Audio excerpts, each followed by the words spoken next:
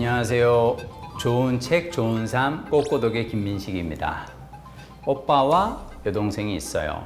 대학을 다니던 동생이 학교 생활에 적응하지 못해서 마음고생을 심하게 합니다. 누구나 그럴 때가 있어 하고 오빠는 대수롭지 않게 여겨요. 동생의 상태가 조금씩 나빠집니다. 학교도 안 가고 사람도 안 만나고 방에 틀어박혀 혼잣말을 합니다. 환청이나 환각이 심해서 맨발로 집을 뛰쳐나가기도 해요.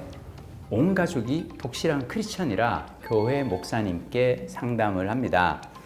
귀신이 들린 겁니다. 목사님 말씀을 듣고 온 가족이 며칠씩 금식을 하며 새벽 기도에 매달려요. 어느 날 동생이 울면서 오빠 나 귀신 들린 거 아니야 하소연을 합니다. 목사님을 찾아가니 사탄은 거짓의 영이니 무조건 기도와 믿음으로 이겨내라고 하십니다.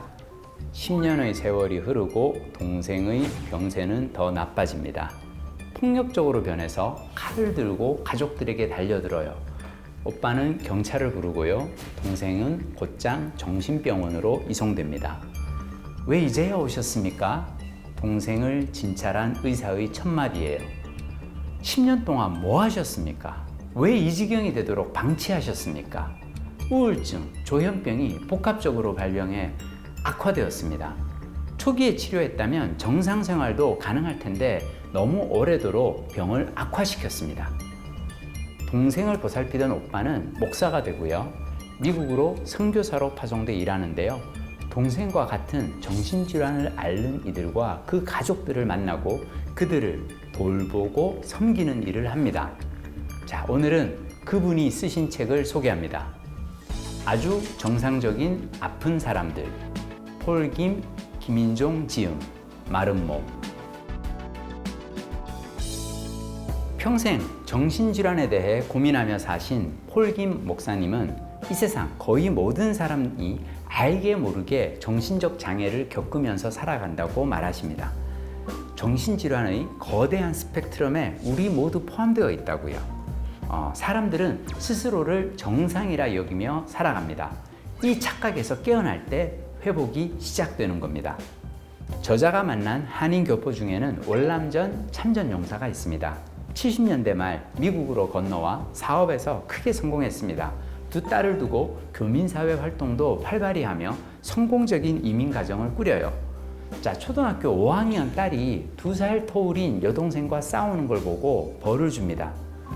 자, 너희들 서로 미워하지? 자, 그래서 싸우는 거지? 자, 언니랑 동생이랑 싸우면 어떻게 되는지 가르쳐 줄게. 서로 뺨을 때려. 군복무 시절 군대에서 행해지던 변태적 벌을 어린 자녀에게 가합니다. 언니가 동생의 뺨을 살짝 건드리자 아버지가 나서서 있는 힘껏 동생의 뺨을 때립니다. 이렇게 때리란 말이야. 언니는 그걸 보고 아빠가 나서면 동생이 더 아프겠다는 생각에 이제 직접 합니다. 이런 과정을 계속 반복해요. 11살, 9살 두 자매는 그렇게 울면서 서로 뺨을 때려요. 딸이 고등학생이 된 어느 날 밤늦게까지 공부하다가 11시쯤 잠이 들어요. 그때 아버지가 돌아옵니다. 아비는 힘들게 일하고 밤늦게 돌아오는데 너희들은 자고 있어? 인사도 안 해? 딸들을 깨우고 군대식 체벌인 빠따를 칩니다. 엄마가 말리면 아빠의 언성은 더 커집니다. 뭐? 벌써 끝내라고? 야, 네가 그따위로 가르치니까 애들이 이 모양이잖아. 자, 부부싸움이 벌어지고요. 아내랑 한바탕 싸운 후 다시 딸들을 혼냅니다. 결국은 엄마도 끼어들 수 없게 되죠. 아버지에 대한 극도의 공포와 미움 속에서도 딸은 열심히 공부해서 명문대학에 진학합니다. 가정에서 겪는 스트레스 속에서도 신앙의 끈을 놓지 않아요. 어느 날 교회 집회에서 큰 은혜를 받습니다. 기도 도중에 아버지에 대한 미움이 사라지고 회개를 했어요. 아버지에게 사죄해야겠다고 마음먹고 찾아갑니다. 아버지, 저 어려서 아빠가 너무 무서웠어요. 사춘기가 심할 때는 아빠를 많이 미워했어요. 지금 생각해보니 너무 죄송해요. 아빠를 미워한 거 다 고백하고 용서를 받고 싶어요. 아빠, 용서해 주세요. 뭐? 네가 나한테 그런 생각을 하고 있었어? 야, 넌 오늘부터 내 자식도 아니야. 나가! 무릎을 꿇고 비는 딸을 발로 걷어 차고요. 딸은 쓰러지며 머리를 부딪혀 이마에서 피가 흘러요. 딸은 피를 흘리며 울며불며 용서를 구하지만 아빠는 냉담하기만 합니다. 다음 날 아침 학교 갈 시간이 되었는데 딸은 일어나지 않아요. 엄마가 올라가서 깨우며 보니 딸의 눈동자가 돌아가 있어요. 딸은 온전한 정신을 잃고 외부 출입을 끊은 채 10년을 방에서 지냅니다. 큰딸이 조현병에 걸리고 둘째 딸에게서도 뇌질환의 증세가 나타납니다. 독실한 기독교 가정이라 기도를 하며 신앙의 의지에 버티는데요. 갈수록 상황은 악화됩니다. 그리스 신화에 나오는 나르키소스를 아시나요? 아름다운 외모를 가진 청년인데 물속에 비친 자기 자신의 모습과 사랑에 빠져버리죠. 이처럼 자기애가 강한 사람을 나르시시스트라고 하는데요. 나르시시즘이 심한 경우 정신질환이 됩니다. 나르시시스틱 퍼스널리티 디스오더, 줄여서 NPD, 자기애성 인격 장애는 파괴적입니다. NPD 환자들은 다른 사람에 대한 공감이 형성되지 않고 감정이입이라는 개념을 몰라요. 어린 자녀의 뺨을 때리는 아버지는 자녀들이 어떤 공포감을 느끼는지 전혀 이해하지 못하는 자기애성 인격 장애자, NPD 환자라서 그런 겁니다. 자, 문제는 이들 NPD 환자들은 원하는 것을 이루는 성공, 권력에 대한 욕망, 자신이 최고여야 한다는 집착이 강하고요. 가정이나 직장에서 군림하면서 주변 사람들의 인격을 황폐하게 하고 육체적, 정신적으로 주변 사람들을 서서히 죽여갑니다. 이념으로, 종교로, 지식으로 무장한 이들 NPD 환자들이 가정에서 가족들을 통치하는데요. 이들은 자신이 옳다고 믿고 정상이라고 생각하기에 절대 정신병원을 찾지 않습니다. 이런 뇌질환자들이 오히려 정상인인 자녀나 배우자들을 미치게 해 정신병원으로 보내는 비극이 발생하죠. 우리 중에 얼마간 신경증이나 성격장애 증상을 갖고 있지 않은 사람은 거의 없습니다.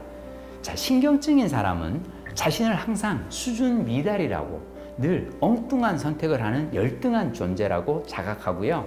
반면에 성격 장애가 있는 사람들은 자신을 문제의 근본 원인이라고 여기지 않아요. 오히려 자기보다 세상이 바뀌어야 한다고 믿습니다.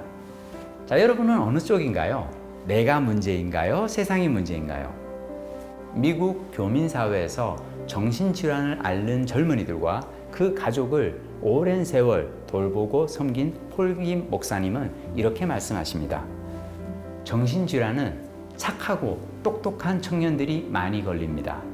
남에게 스트레스나 미움, 분노 등을 풀어내지 못하고 자신이 다 감당하고 참고 지내다가 뇌기능 장애가 오는 겁니다. 악한 사람들은 정신질환에 걸리지 않아요. 악한 사람들은 순수한 사람들에게 그 스트레스를 다 떠넘겨 병들게 하고 자신들은 살아남죠. 뇌질환자, 정신병을 앓고 있는 사람들의 가장 뚜렷한 특징은 자신은 아프지 않다고 확신하는 겁니다. 위장병 환자나 골절 환자 등 눈에 보이는 육체적 질환을 가진 사람은 자신의 병을 인정하고 의사의 지시를 따르고 치료에 임해요. 하지만 뇌질환자들은 자신의 질병을 받아들이지 않고 약물 복용이나 치료를 기피합니다.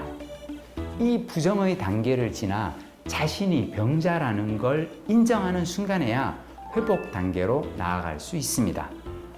책을 읽으며 나를 돌아봅니다. 혹시나 나는 주위 사람들에게 상처를 주는 아주 정상적인 아픈 사람이 아닌지. 오늘도 책 속에서 가르침과 깨달음을 찾습니다. 꼬리에 꼬리를 무는 독서, 꼬꼬독 꼬꼬독. 다음 시간에 뵙겠습니다. 고맙습니다.